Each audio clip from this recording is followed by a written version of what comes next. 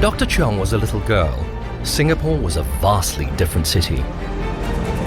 It had a third of today's population, less than 1% of the current GDP, and little to no infrastructure. In just over 5 decades, though, this tiny city-state has undergone a remarkable transformation. Singapore's HDB has built 1 million flats, creating one of the most successful public housing programs in the world. HDB is now looking to high-tech, innovative solutions to not only provide enough living spaces for Singapore's citizens, but also improved quality of life for decades to come. We have very sophisticated computer models that help the architect planner to improve the environmental quality in the town. So for example, Singapore is in the tropics, so we want to encourage the breezes to come through. Through computer simulation, you can actually position the blocks and the public spaces and the parks in such a way that help you to achieve this.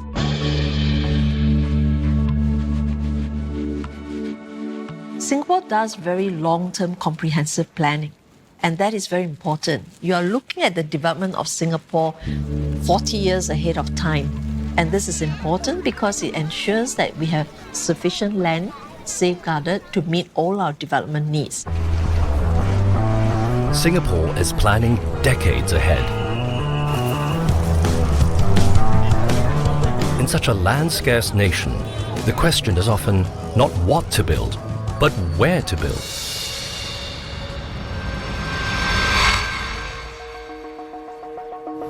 Singapore's Urban Redevelopment Authority is in charge of identifying the future needs of all Singapore's land.